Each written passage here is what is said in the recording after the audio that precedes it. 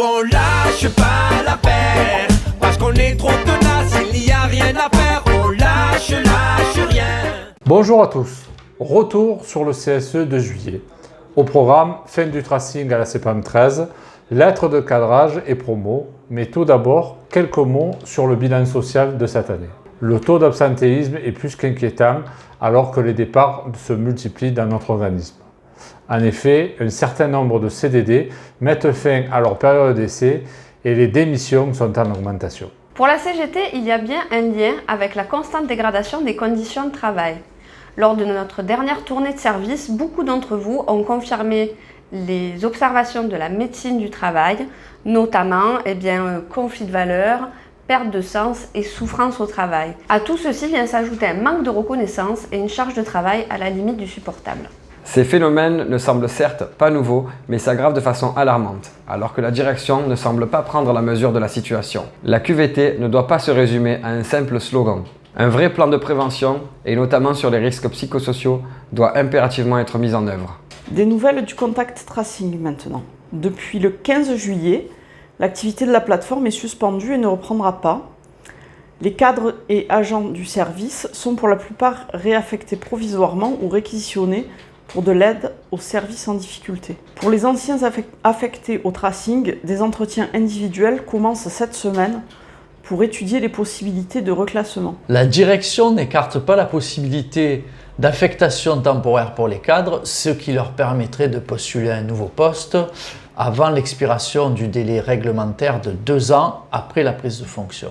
Pour les agents en CDI spécifiquement embauchés pour le tracing, hélas, les choix seront plus limités. Ils devraient rejoindre très prochainement les effectifs de la PFS. Un renfort plus que bienvenu néanmoins sur la plateforme. L'ensemble des salariés du service feront donc leur EAEA en 2 temps. D'abord, un bilan avec leur ancien encadrement qui sera aussi chargé de faire remonter les listes de campagne de promo.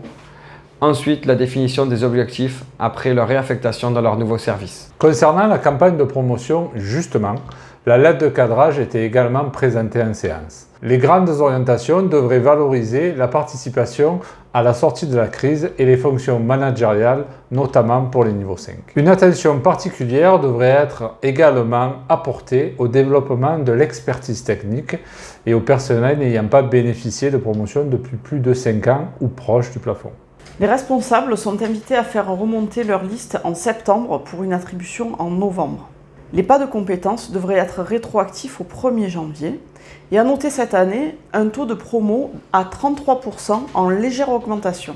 Si cela reste très insuffisant, cette augmentation est en lien avec l'augmentation de la RMPP arrachée par la lutte du personnel lors des dernières grèves sur les salaires. À signaler également que nos mobilisations ont permis le relèvement des coefficients maximum de 2 pas de compétences sur chaque niveau.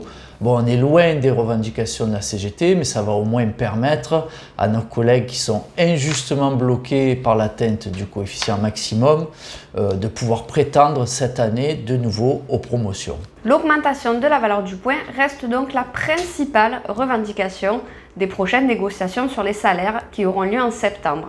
D'ici là, on reviendra vous voir évidemment, car une forte mobilisation risque d'être nécessaire. En attendant, on vous souhaite de bien profiter de votre été, continuez à nous suivre et vous le savez, on lâche rien. Nous on lâche pas l'affaire. Oh, 33% de promo cette année, c'est pas mal, hein? Ouais, tu vois, quand on leur met la pression avec les grèves, C'est sûr que c'est mieux que l'année dernière avec les 26%.